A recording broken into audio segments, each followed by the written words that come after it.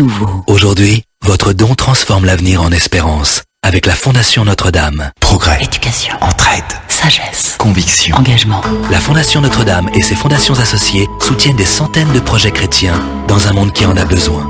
Faites grandir l'espérance en choisissant les Bernardins, KTO, Insertion par le logement sur donenesperance.fr/ISF.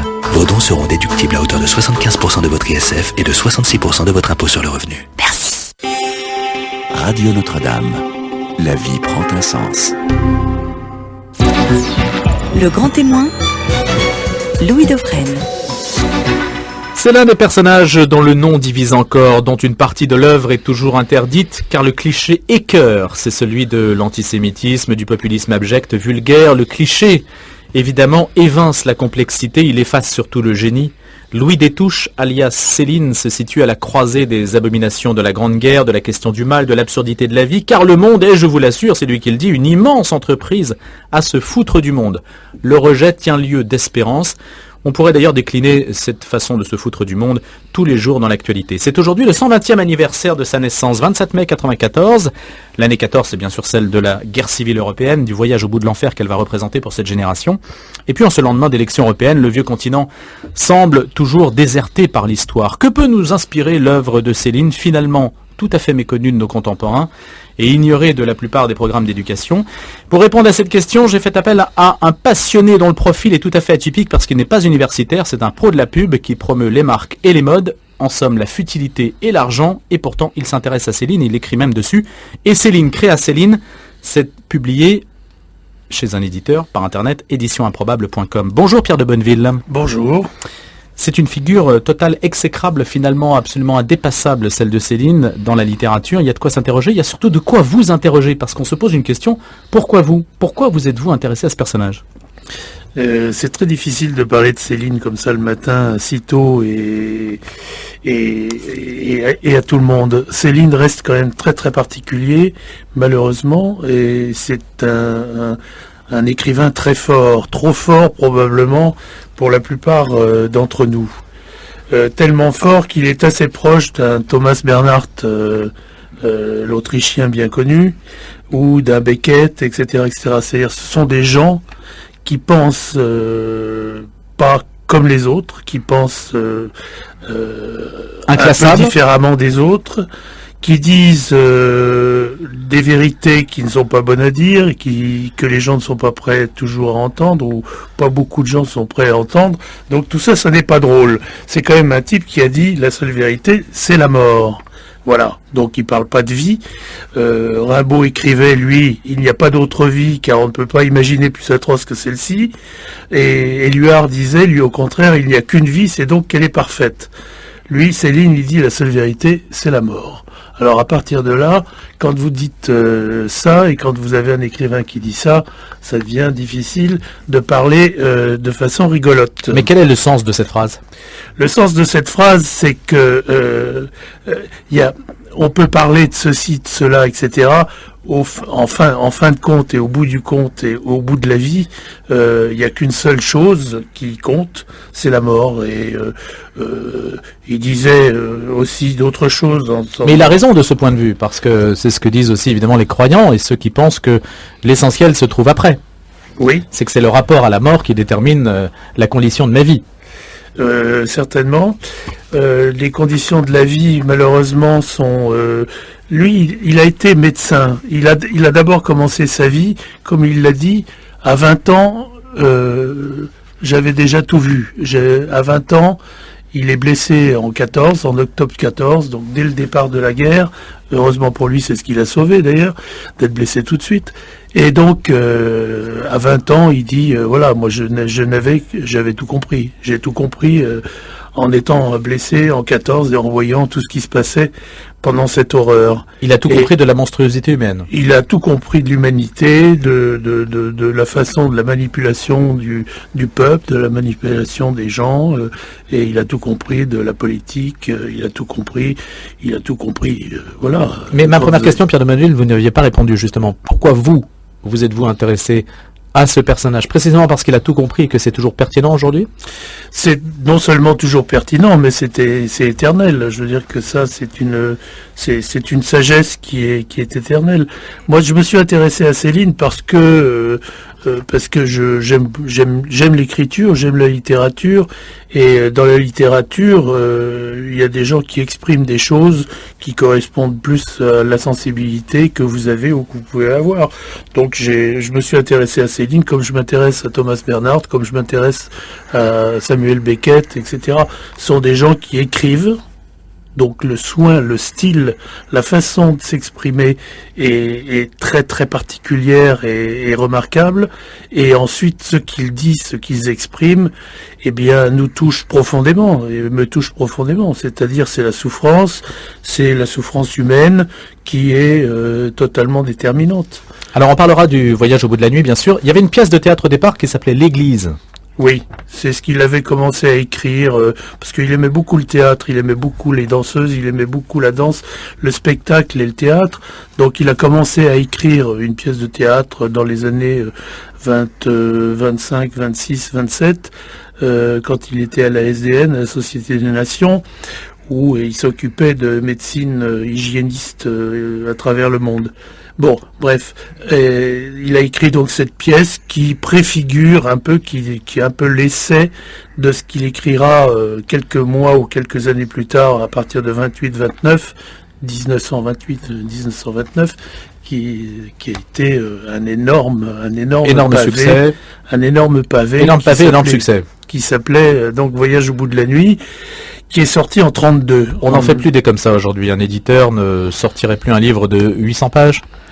Oui, un monstre énorme qui était avec un succès qui était assez audacieux de la part de Noël qui commençait. Enfin, de Noël était un éditeur qui avait déjà connu un succès avec Hôtel du Nord d'Eugène Daby, et il venait d'avoir le Grand Prix populiste, etc.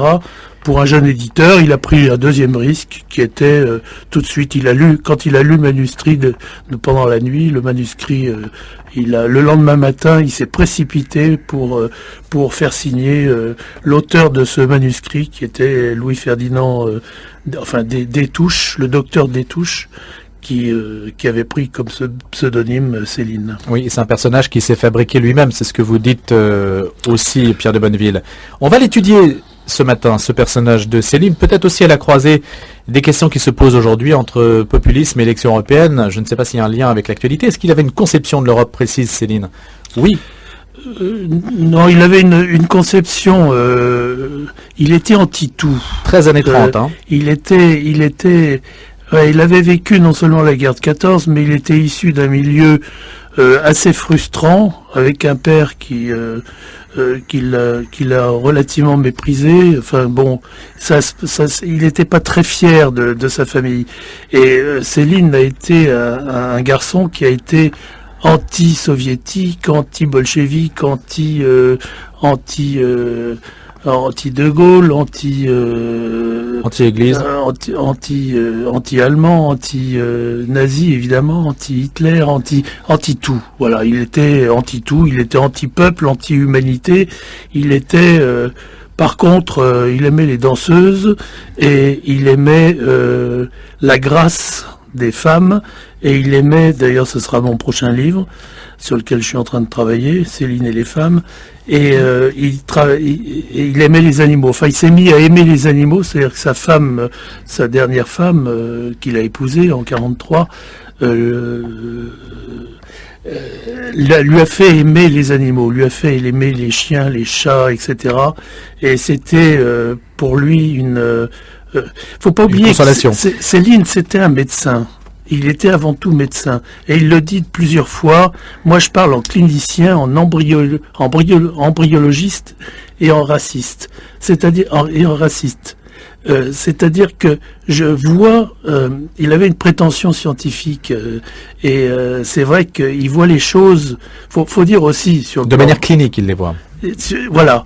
Et ça, il les dissèque. Voilà. Et quand on compare Proust avec Céline, c'est vrai que Proust, lui, décrit. C'est un décrivain. Alors que Céline, c'est un analyste, il donne des diagnostics. Il diagnostique les gens, il diagnostique la société, il diagnostique... Et ça, c'est extrêmement pointu. C'est pour ça qu'il a des phrases, et c'est pour ça qu'il a des points de vue qui sont très, très, très, très acides. Alors, Pierre de Bonneville, vous êtes avec nous ce matin, notre grand témoin pour nous parler de Céline, 120e anniversaire de sa naissance. Dernier d'une famille de 6 enfants, ça c'est vous. Vous le dites, vous aviez 5 exemples à suivre ou à ne pas suivre, ce qui vous a poussé à développer votre propre vision des choses, à être assez individuel. L'euphorie de mai 68, une attirance pour l'écriture, vous décidez de vous lancer dans la publicité avant de fonder en 76 votre propre agence de Bonneville-Orlandini. Marion Duchesne. C'était l'époque du tout est permis, raconte Pierre de Bonneville. Les années où les marques commençaient à peine à faire leur apparition. La publicité était un métier totalement nouveau. Le voilà donc qui se lance dans la conception-rédaction. À sa manière, Pierre de Bonneville est un pionnier. Et c'est avec passion qu'il parle de ses 40 ans de métier. La pub, c'est réfléchir au positionnement d'une marque, à ses avantages, à ses opportunités, se demander comment être différent des autres. Et Pierre de Bonneville ajoute, une personne ou une marque, c'est pareil, le raisonnement psychologique est le même. L'une de ses plus belles aventures, il l'a démarrée en 1982, au tout début de la radio Énergie. Une réussite fantastique, un défi aussi, ajoute-t-il. Dans cet univers de divertissement, d'évasion et de stars, on a l'obligation d'être toujours dans l'humeur du temps, de rester dans la modernité attendue par les gens. Autre marque, autre campagne, Monoprix, Swatch, RMC, BFM TV. Avec la curiosité pour fil rouge, Pierre de Bonneville reste plus que jamais obsédé par la création. Plus encore, la question de la création est au cœur de ses livres. Je cherche sans cesse à comprendre pourquoi l'homme a soif d'aller toujours plus loin, soif de concevoir et de spéculer. Ainsi, Pierre de Bonneville a choisi d'écrire un livre sur Céline qui vient de paraître et un livre à venir sur le peintre Paul Klee, 2 artistes qui n'ont rien à voir, pas sûr, souligne-t-il. Hors clan et sans chapelle, ils avaient tous deux le souci de tracer leur propre route, de transmettre quelque chose de l'ordre du spirituel. Le publicitaire, lui, a encore 50 projets en tête. Il faut être en permanence ouvert à tout ce qui est possible et Pierre de Bonneville de conclure avec une phrase d'Abraham Moll qui ne l'a jamais quitté. Elle est d'ailleurs écrite sur le mur de sa maison et de son bureau. Inventer, c'est penser à côté. Penser à côté de quoi, Pierre de Bonneville? De l'esprit du temps? À côté de l'attendu et du convenu. Donc, parce que vous pouvez pas inventer si vous suivez les traces de quelqu'un d'autre. Alors, la garantie de l'invention, c'est regarder ce qui ne se fait pas encore, évidemment, mais ce qui va aussi être désiré. Oui, absolument, c'est être en avance, si c'est possible. Oui, absolument. Sur quoi êtes-vous en avance aujourd'hui, estimez-vous? Sur tous les réseaux sociaux, c'est-à-dire qu'avec les clients qu'on a, qui sont BFM TV, qui sont RMC, qui sont BFM Business, etc., même des marques alimentaires d'ailleurs, il faut toujours être sur le produit dont on a besoin ou dont on peut désirer les effets dans 6 mois et pour les années à venir. C'est-à-dire qu'il ne faut pas penser à un produit futile, un produit qui va passer. Il faut penser à un produit qui va durer. Énergie est un bon exemple. Quand Énergie s'est créée, on n'a pas essayé de faire une radio comme les autres. On a fait une radio sur le modèle américain, une radio musicale qui ne fasse que de la musique, pas la radio Poirot où on animait, enfin il faut se souvenir des radios de l'époque, des années 80, où toutes les radios qui sont lancées, c'était des radios bien françaises, alors qu'il ne s'agissait pas de faire ça, il s'agissait de faire autre chose. Un autre exemple, c'est RMC, qui a été repris en 2000-2001. On n'a pas essayé de faire comme Europe 1, on n'a pas essayé de relancer cette radio comme RTL, on a fait autre chose, on a inventé une généraliste, un Photoxport, qui correspondent à la génération des radios musicales, c'est-à-dire que une génération autre que celle qui écoute et qui écoutait et qui écoute encore RTL et Europe 1. Comment expliquez-vous dans le monde de la radio justement la persistance d'un phénomène comme celui de Énergie qui arrive à séduire plusieurs générations et qui reste en tête de l'audience? C'est un peu un mystère quand même. Non, c'est pas un mystère, c'est un travail de tous les jours pour le programmateur, pour toute l'équipe, pour la présence de la marque. C'est-à-dire qu'on essaye et on est dans l'évasion, on est dans l'entertainment, on essaye d'avoir une marque qui est up to date, qui est dans le courant qui est attendu. Mais qu'est-ce que c'est pour les ça se fabrique pour les moins de 15 ans, aussi bien que pour les moins de 25, que pour les moins de 35, etc. Enfin, on a plusieurs cibles, et toutes les cibles se trouvent bien avec ça. Puis, il n'y a pas de hasard. Jean-Paul Baudecroux, le patron d'Énergie, c'est le seul, avant tous les autres, et c'est vraiment lui, et lui seul, qui a lancé 200 web radios. C'est le seul en France, et évidemment la marque est numéro 1, devant, très très très loin devant tout le monde, sur ce phénomène-là aussi. C'est un phénomène de l'époque. Bon, et elle est devant aussi les radios qui parlent. Hein. C'est pas que de la radio. Hein. Elle est devant les radios qui parlent aussi. Oui, bien sûr, absolument. Radio musicale, oui. Radio musicale, mais c'est la première RTL, on avait déjà doublé l'audience de RTL dans les fin des années 90, début des années 2000. Et puis RTL a repris du poids de la bête, mais bon, tout ça c'est une petite guerre. Le principal c'est d'être la première ou la deuxième radio, enfin la plus écoutée, quoi. Bien sûr, c'est toujours l'audience qui compte. Hein. C'est l'audience qui sanctionne la qualité d'un produit. Qualité, c'est un mot subjectif, donc ça veut pas dire grand-chose. Qualité, vous pouvez considérer comme vous de qualité, je peux le considérer moi comme pas de qualité. Donc qualité, ça veut rien dire. Ce qui veut dire quelque chose, c'est que les gens vont vers ça ou vont ailleurs. Voilà, ils ont le choix. Hein. Oui. C'est un produit gratuit, la radio. La radio, la télévision, parce que faut pas oublier qu'Énergie, c'est de la télévision, c'est de la radio, c'est de l'internet, c'est du divertissement, c'est des concerts, etc. Alors pour faire le lien avec le sujet, parce que apparemment les deux sujets sont quand même très éloignés l'un de l'autre, celui de la pensée de Céline et celui de l'entertainment, du divertissement, de l'industrie du divertissement. C'est ce grand écart que je trouve assez fascinant. Oui, mais des écarts, je souhaite à tout le monde d'en faire à longueur de journée, parce que il faut être curieux de tout, et donc il faut pas s'enfermer.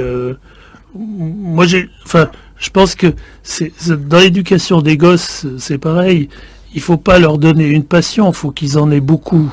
Plus on a de passion à 15 ans, plus il en reste quelque chose à 30 et encore quelque chose à 60.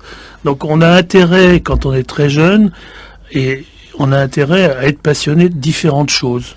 Et il en reste forcément quelque chose. Moi j'étais passionné par le foot, je le suis toujours, par l'écriture, je le suis toujours, par la peinture, je le suis toujours, etc. Donc par les échecs aussi, enfin par tout un tas de choses. Je crois qu'il faut garder cette curiosité, garder cette soif de connaître, cette soif d'explorer le plus possible dans sa vie, et sur des sujets différents. Et comment le susciter chez les jeunes? Parce que justement, je prends un exemple précisément sur la personnalité de Céline et son enseignement. Vous nous dites que l'écrivain du siècle n'a droit qu'à une seule page dans le Lagarde-et-Michard, la page 498, qui est pourtant donc Lagarde-et-Michard la référence en termes de synthèse de littérature qui est transmise aux jeunes générations. Il a longtemps été tout à fait ignoré, Céline, et il l'est toujours. Mais il l'est toujours. Enfin, je veux dire, c'est bien sûr. Et pourquoi? Parce qu'il n'est pas fait pour tout le monde. Autant Énergie, puisqu'on parlait d'Énergie, ou RMC, ou BFM, on essaye de faire des produits qui peuvent plaire et qui peuvent être demandés par tout le monde. Autant il y a des produits qui sont réservés, qui ne sont pas faits pour plaire, qui sont faits pour réfléchir, qui sont faits pour être ressentis par quelques individus, par affinité. Céline n'a jamais cherché à plaire. Incroyablement, Voyage au bout de la nuit a fait, dans la première année 1932, plus de 500 000 exemplaires. C'était tout à fait inattendu. Enfin, personne ne s'y attendait. Parce que, concours de circonstances. C'était un pavé dans la mare, c'était un truc énorme. En plus, il était écrit d'une façon tout à fait étonnante. Et troisièmement, il y a eu des procès, il y a eu des trucs. Il a loupé le concours de façon injustifiée et parce qu'il y a eu une collusion dans le jury. Enfin, il y a eu des histoires, etc. Il y a eu un phénomène médiatique autour, en fait. Voilà, exactement. Donc, qui sont pas seulement de son fait ou qui du fait du livre. du fait même qu'il rate le concours, du fait même que ça s'est passé de façon pas propre, et évidemment ça l'a renforcé dans l'idée que ces choses-là, que le milieu littéraire n'était vraiment pas son milieu, et ça l'a renforcé encore dans son anti-milieu littéraire. Encore un anti. Alors, Pierre de Bonneville, la noirceur de Céline aujourd'hui, qu'est-ce qu'elle nous communique en fait? Est-ce qu'elle nous communique une forme de désespérance? Ou est-ce qu'on peut la relier à quelque chose d'autre, à la profondeur du mal et à un sursaut? C'est un mystère, hein, là aussi. Non, pas du tout. Non, pose une colle. Hein. Non, pas du tout. Non, mais c'est un sujet principal. C'est-à-dire que Céline, pour lui, il y a une chose qu'il ne supportait pas, c'est la souffrance. Et c'est là où il le dit d'ailleurs lui-même. Si j'écris ce que j'écris, c'est parce que je suis médecin. Il faut être médecin pour comprendre les choses, pour comprendre pas mal de choses. Et notre époque ne la supporte pas non plus, la souffrance. Mais malheureusement, on souffre beaucoup, les gens souffrent beaucoup de gens souffrent de beaucoup de choses, et elle est éternelle, et l'homme est fait pour souffrir. Je dirais que c'est même cette souffrance qui fait que l'homme, l'homme aime aussi faire souffrir les autres. Hein. C'est une fatalité. Je veux dire, et on pense que la souffrance, on parlait d'éducation il y a 5 minutes, mais c'est vrai que on fait souffrir les enfants, on leur donne une éducation alors que la souffrance n'a jamais été éducative. Enfin, c'est pas en faisant souffrir qu'on élève qui que ce soit. Mais bon. Vous diriez que la souffrance, parce que dans l'esprit du chrétien, la souffrance a une puissance salvatrice, elle a un sens, elle est reliée à un au-delà et à un don. Pas chez Céline. Bah oui, parce que la religion on s'en tient de l'indignation. Oui, la religion fait en sorte de faire accepter aux gens la souffrance sous une forme ou sous une autre. Donc c'est le propre même de la religion, c'est de détourner le principal vers quelque chose d'acceptable, de rendre la vie acceptable. C'est pour ça que l'espoir, c'est pour ça que la vie éternelle, etc., le paradis, c'est une invention formidable. Allez, Pierre de Bonneville, sur cette invention et sur Céline et ce qu'il en pense, on parlera d'Europe aussi juste après 8h avec Gérard Leclerc et la fin de l'europrogressisme. Pierre de Bonneville et Céline, créa Céline, 120e anniversaire de sa naissance aujourd'hui. À tout de suite.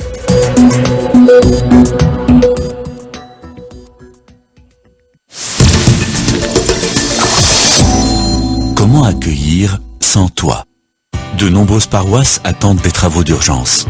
Grâce à vos dons, les chantiers du Cardinal rénovent des dizaines d'églises en Île-de-France. Ensemble, bâtissons l'église. Donnons au chantier du Cardinal.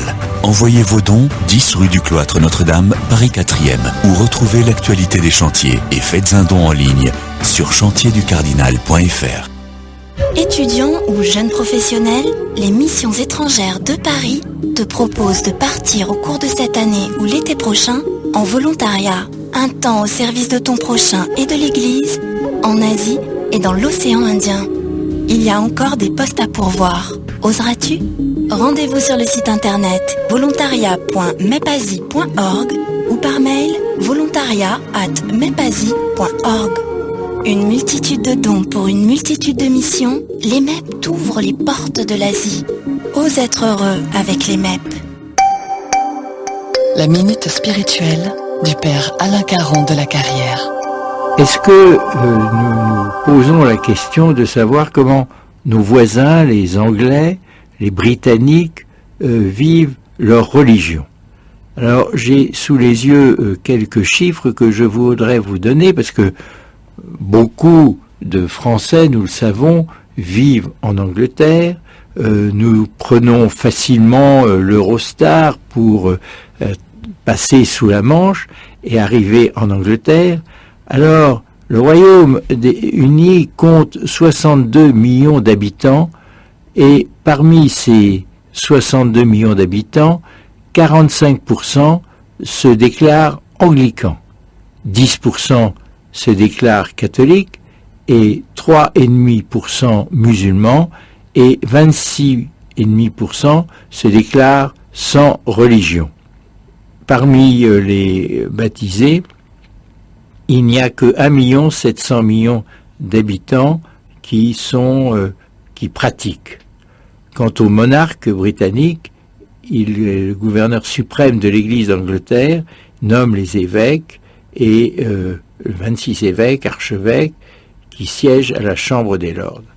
Eh bien, prions pour nos frères anglicans, espérons que l'unité puisse un jour se faire entre les anglicans et les catholiques. Ça a failli se faire et pour l'instant c'est un peu délicat, donc prions pour eux. Merci frère Alain Caron de la Carrière. Un œil du côté du ciel, couvert ce matin, mais avec quelques éclaircies pour l'après-midi. Côté Mercure, 11 pour le début de journée et 18 pour le reste. Dans un instant, le grand témoin. Le publicitaire, Pierre de Bonneville et Céline Créa Céline. Les éditions improbables. Il est 8h, les infos sont présentées par Flora Cortès.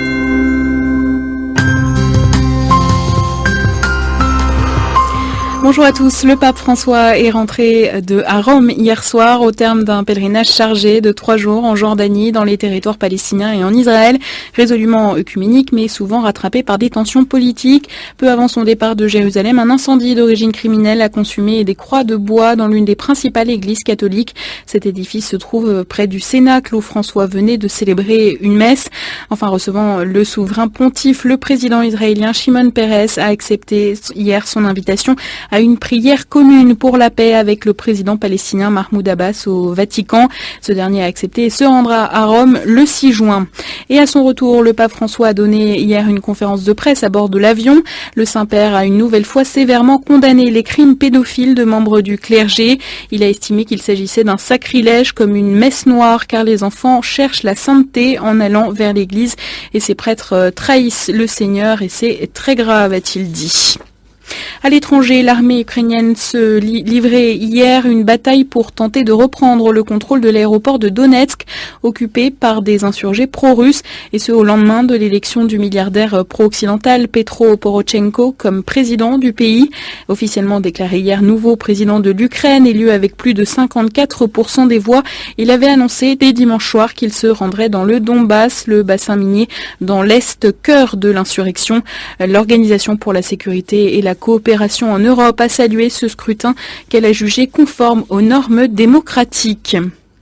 Les chefs d'État et de gouvernement se retrouvent ce soir à Bruxelles pour un tour d'horizon consacré notamment à une analyse du scrutin européen marqué par la défiance ou le rejet, particulièrement en France où le Front National est arrivé en tête. L'Europe, elle est devenue illisible, j'en suis conscient, lointaine et pour tout dire incompréhensible même pour les États, dit François Hollande hier, estimant que ça ne peut plus durer et que l'UE doit être simple, claire pour être efficace. Il a appelé à se retirer là où elle n'est pas nécessaire sans donner davantage de précision.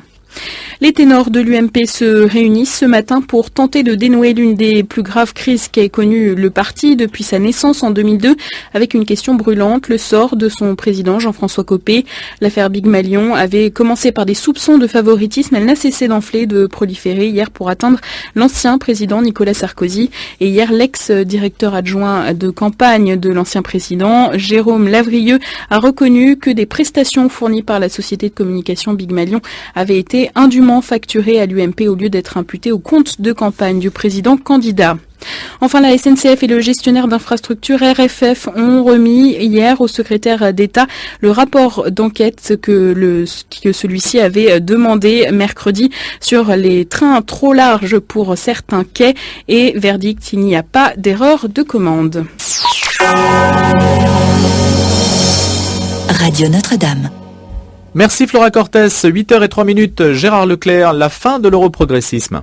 N'ayant délibérément pas voulu participer dans le cadre de cette chronique au débat de la campagne des européennes, je suis plutôt mal placé pour tirer la conclusion de leurs résultats. Pourtant, je me permettrai d'esquisser quelques remarques générales à leurs propos. Je laisse délibérément la question européenne elle-même.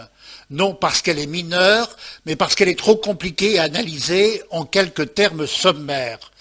Je préfère m'en tenir à une sorte de constat général.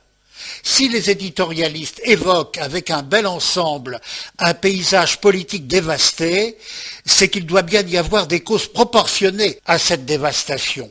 Bien sûr, il est possible de recourir au concept de ce que Léon Poliakov appelait la causalité diabolique. Mais ils sont trompeurs et servent d'alibi à une carence d'analyse. Comment ne pas reconnaître tout simplement que notre continent est en crise, qu'une partie de sa population souffre du chômage et de la réduction de ses moyens d'existence. Cette crise européenne est apparue dans le contexte général de la mondialisation et de la redistribution des forces qu'elle implique. Raison de plus, affirment certains, de resserrer les liens de la solidarité entre nos pays. Peut-être. Mais l'affirmation ne suffit pas à convaincre. C'est dû en partie au fait que la cause européenne n'est plus connectée à la dynamique d'une idéologie progressiste comme au temps des 30 glorieuses. Une vague de mélancolie s'étend sur nous et singulièrement sur la jeune génération.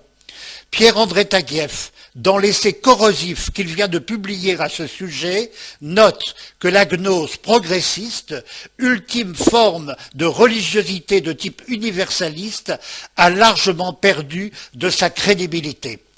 Lorsque le progrès n'est plus obligatoire, il faut humblement réfléchir à notre condition de Français et d'Européens en essayant de tout mettre sur la table, de nos difficultés, de nos impasses, de nos forces toujours disponibles. Nous ne sommes pas dans les années 30 du XXe siècle. Nous ne revivons pas ces années 30. Nous attaquons le XXIe siècle et cela suffit à mobiliser notre lucidité et notre courage. Merci Gérard Leclerc. La suite du Grand Témoin avec vous, Louis Dauphren. Alors, Pierre de Bonneville, publicitaire, mais aussi passionné de Céline. Au Voyage au bout de la nuit, bien sûr. 1932, grand succès dont on parlait à l'instant. Et puis, la réflexion de Gérard Leclerc. Nous ne sommes pas dans les années 30. Est-ce que vous partagez ce point de vue? Est-ce que les choses sont vraiment si différentes? Est-ce que la nature humaine, la souffrance, qui est l'obsession de Céline, ne nous amène pas à des considérations communes? Non, non, rien n'a changé, je vous rassure. D'ailleurs, quand on lit Céline... Je ne sais pas si ça me rassure. Oui, mais c'est l'éternel humain. Et Céline, qu'est-ce qu'il disait? Il disait, le peuple, il n'a pas d'idéal, il n'a que des besoins. Et je pense que il a écrit ça dans les années 30. Je veux dire qu'on peut le reprendre aujourd'hui à propos des élections européennes, où on parle d'idéal européen, etc. En fait, les gens ont des besoins et il faut savoir les satisfaire, faut les détecter et les satisfaire. C'est extrêmement simple. Il disait aussi, s'il fait des révolutions, le peuple, c'est pas pour se libérer, c'est pour réclamer des tyrannies encore plus solides. S'il a une chose qu'il déteste, c'est la liberté. Le peuple, c'est un vrai musée de toutes les conneries des âges. Donc les conneries des âges, elles sont toujours là. Et il avale tout, il admire tout, il défend tout, et il comprend rien. Voilà. Donc, quand vous avez un écrivain, enfin un philosophe presque, un philosophe qui écrit ça, ça vous détend et ça vous fait plaisir parce que au moins vous avez quelque chose à lire qui est autre chose que le journal que vous avez lu ce matin et que, enfin, comme les nouvelles que vous venez d'entendre, c'est quand même assez lamentable. Qu'est-ce que vous retirez de tout ça? Bon, si vous lisez Céline, vous en retirez au moins de l'humour assez acide, assez corrosif, assez hallucinatoire, mais au moins vous en retirez quelque chose. 120e anniversaire de sa naissance aujourd'hui, en ce 27 mai, Pierre de Bonneville. Vous nous dites qu'en fait, il est archi anti-populiste. Il est archi anti-tout.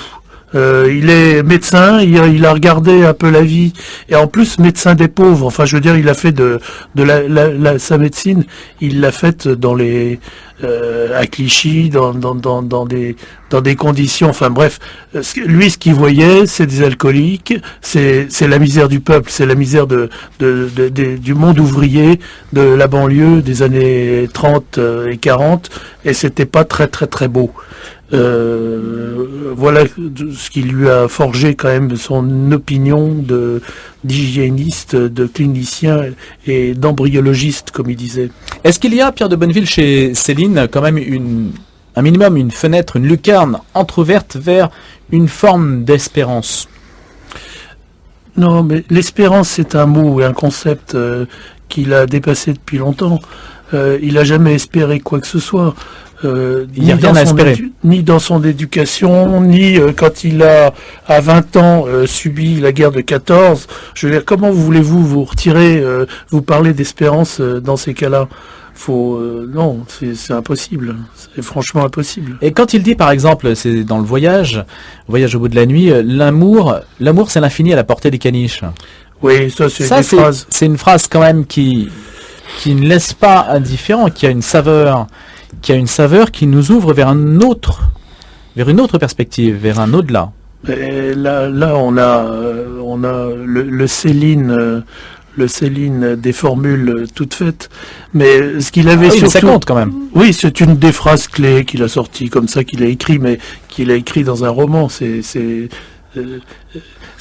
ramener la vie sexuelle à quelque chose de purement animal. Bon, est-ce qu'il a tort? Non. Mais l'amour peut être vu avec un grand A, et le fait qu'il soit à la portée des caniches, ça veut dire qu'on est incapable de saisir nous-mêmes, humainement parlant, la profondeur, la largeur, la hauteur de cet amour, pour reprendre une formule de Saint Paul. Dans cette phrase, c'était simplement... sur Saint Paul, il en a écrit aussi des choses. Qu'est-ce qu'il a dit sur Saint Paul? C'est un peu sa critique qu'il faisait de Proust. Parce qu'on a beaucoup dit Proust, Céline, ce sont les deux écrivains du siècle, etc. Et lui, pour lui, Proust, il disait c'est un très très bon écrivain, effectivement, mais il n'a pas du tout le même...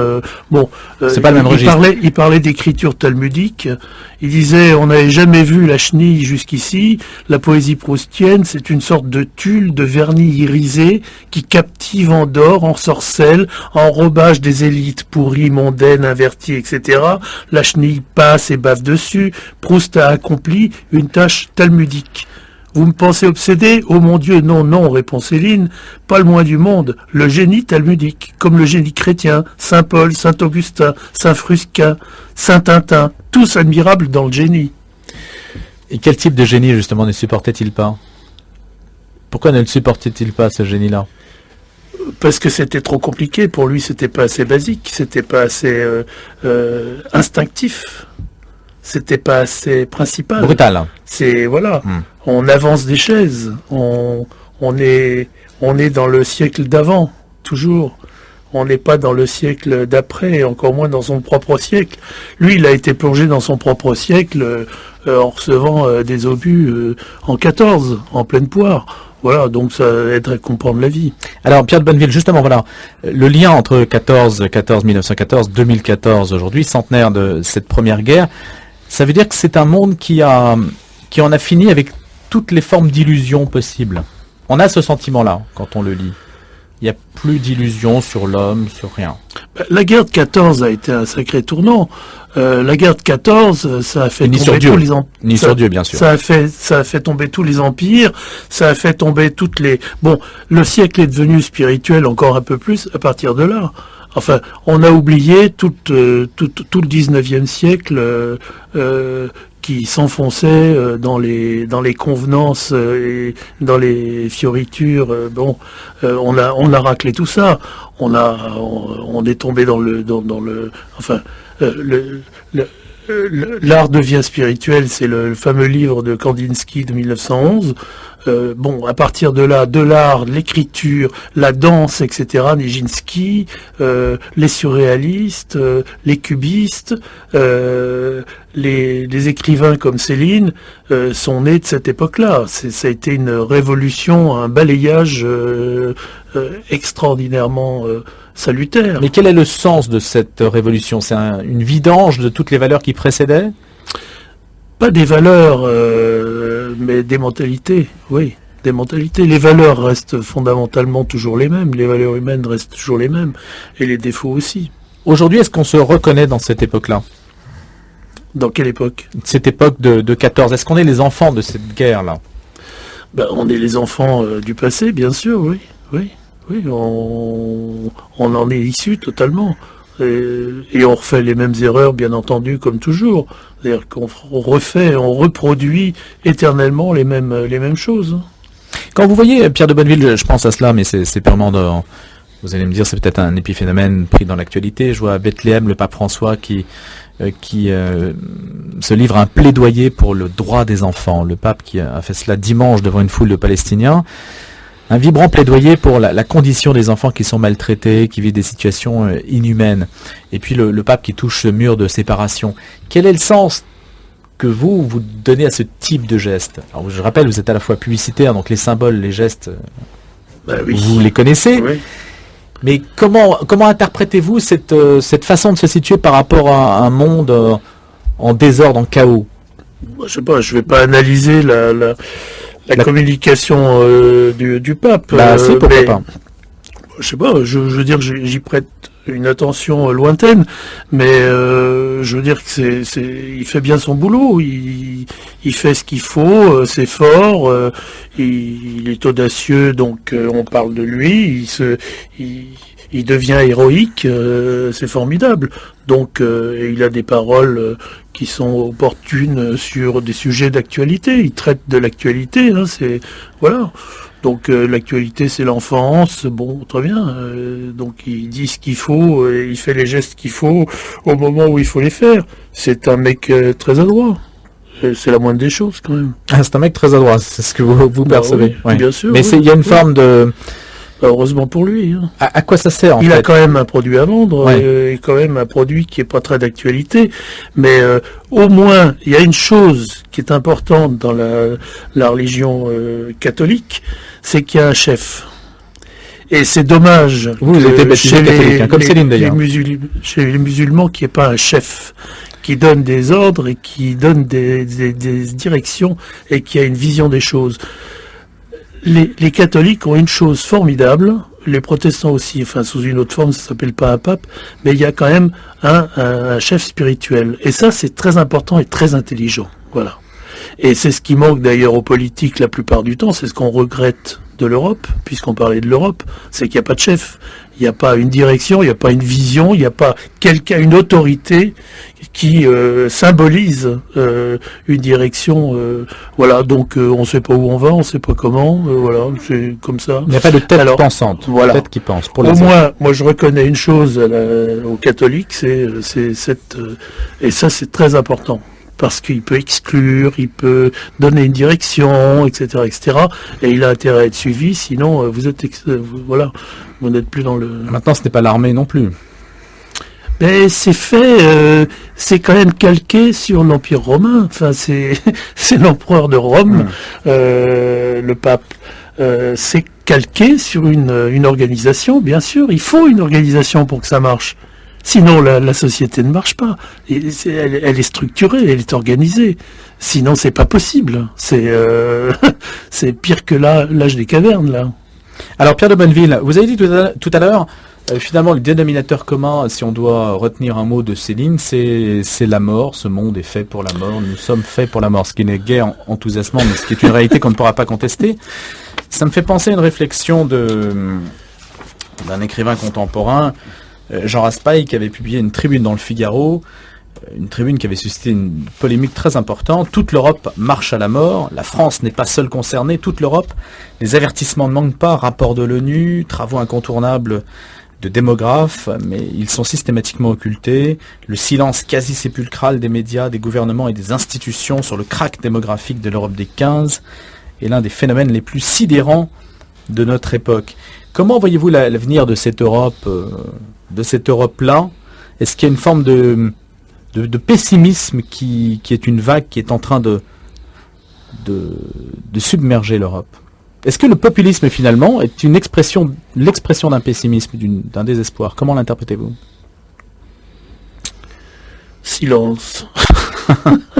Je m'adresse aussi aux publicitaires. Hein. Non, mais c'est pas du populisme, c'est comme il y a une absence d'adhésion à un discours, à une religion, enfin c'est le mot religion est improprement employé, mais c'est vrai, on ne se fait, l'expression dit se faire une religion. Ben, les gens ne se font pas une religion de l'Europe, ils savent pas, on leur dit pas, donc ils ne savent pas. Le peuple, la population, nous tous, faut qu'on sache exactement qu'est-ce qu'on attend de nous. Nous, ce qu'on a, on a des besoins, on a besoin de croire, on a besoin de direction, on a besoin qu'on nous dise ce qu'il faut faire. C'est beaucoup plus simple. On peut pas le penser nous-mêmes. Bon, donc on manque totalement de direction. Enfin, les politiques... Mais l'Europe s'est présentée comme une réponse, si on relit justement Voyage au bout de la nuit, où ça commence par la guerre de 14.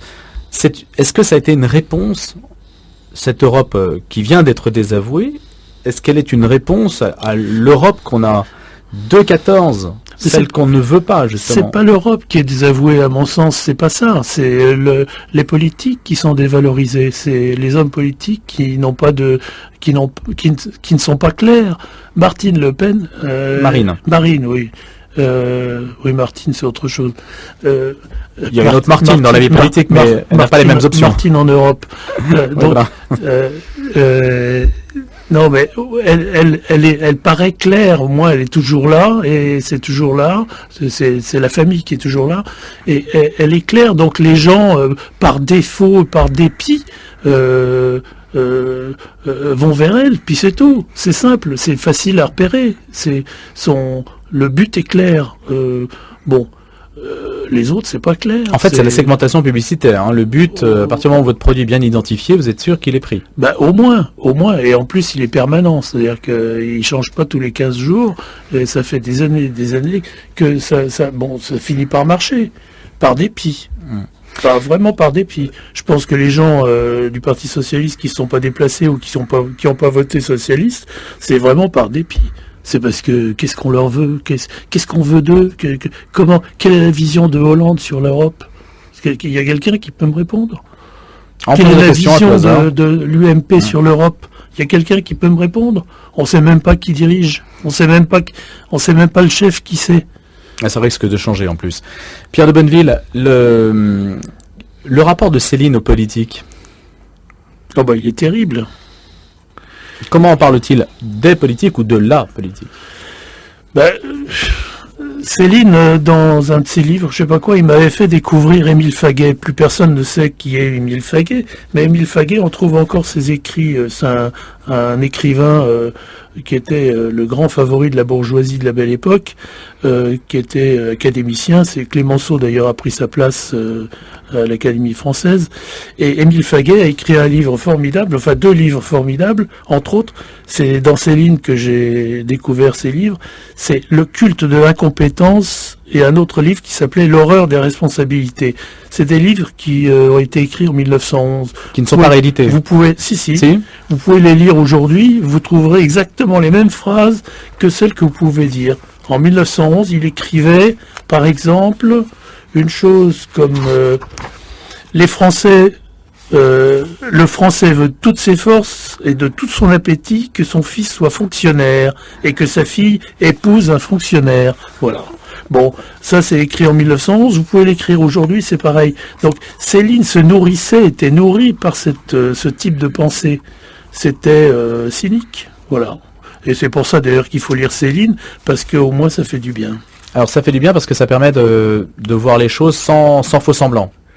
Ça permet la vérité nue. Voilà, ça permet de se sortir du béni oui-oui, des phrases toutes faites, des journalistes qui écrivent ce qu'on leur dit d'écrire ou qui écrivent ce que l'autre a écrit la veille. Tout ça, c'est terriblement des moutons. On est manipulé par des moutons. Il n'y a aucune originalité, aucune vision, aucune chose qui soit réellement personnelle. Donc je pense qu'il faut, si possible, essayer d'avoir sa propre opinion, se la fonder, se la créer. Et voilà, c'est pour ça qu'il faut lire autre chose que ce qu'on vous dit de lire, et il faut écouter autre chose que ce qu'on vous dit d'écouter. Alors, Voyage au bout de la nuit, Rigaudon, Morin Crédit, tout cela aujourd'hui est édité, enseigné. Est-ce que aujourd'hui Céline est une personne qui a sa place dans l'enseignement? Pierre de Bonneville, vous avez contribué. Il y a le bulletin célinien, le petit célinien aussi. Oui, alors ça, faut parler de ces choses-là, parce que... En deux mots, mais simplement sur la transmission de cette œuvre-là. C'est vrai que Céline est beaucoup plus étudiée à l'étranger, forcément, qu'en France, où en France, on lui prête encore... On n'a pas parlé de la controverse sur l'antisémitisme, mais le fait que les pamphlets sont encore interdits. Et les pamphlets qui sont que la veuve de Céline, qui a 101 ans ou 102 ans cette année, d'ailleurs... Il faudrait lever l'interdiction pour vous ? Non, mais de toute façon, vous les trouvez. Mais dans le un principe... universitaire canadien vient de les rééditer, enfin les a réédités l'année dernière. Vous les trouvez, mais tout est pamphlet chez Céline. Enfin, moi, c'est mon point de vue. Mais dès le premier livre, Samuel Wells ou Voyage au bout de la nuit. Voyage au bout de la nuit, c'est un formidable pamphlet anti-société, anti-guerre, qui ne se focalise pas sur tout est dit. Une partie de la population. Et ces pamphlets comme Bagatelle pour un massacre, par exemple, sont des livres remarquables où on parle pas seulement de l'antisémitisme. Enfin, bon, les juifs par-ci, les juifs par-là. En 37, fallait l'écrire. Bon, après, il s'est tu parce que, compte tenu de ce qui s'est passé après, c'était quand même absolument intolérable. Mais en 37, quand il a écrit ça, Bagatelle pour un massacre, il y a des tas de passages qui sont hilarants, qui sont pas du tout sur les juifs, mais qui sont sur l'écriture, sur la littérature, quand il tape sur le... Bon, ce qu'il faut dire, c'est que Céline, quand il a écrit Voyage au bout de la nuit, on en était encore au roman. Le deuxième qu'il a écrit, c'est Mort à crédit, 4 ans après, où il racontait, c'est une psychanalyse de son enfance, c'est très intéressant d'ailleurs, et ensuite, il y avait, comme ça n'a pas marché, alors que c'était 4 ans de boulot, 800 pages, Mort à crédit a été très mal reçu, parce qu'on était en plein Front populaire, dans les grèves et tout, et le problème était ailleurs que dans la littérature. Il s'est mis à écrire très vite des pamphlets, c'est-à-dire des brûlots, des choses écrites dans l'urgence, ou en 6 mois, Bagatelle pour un massacre, il l'a écrit en 6 mois,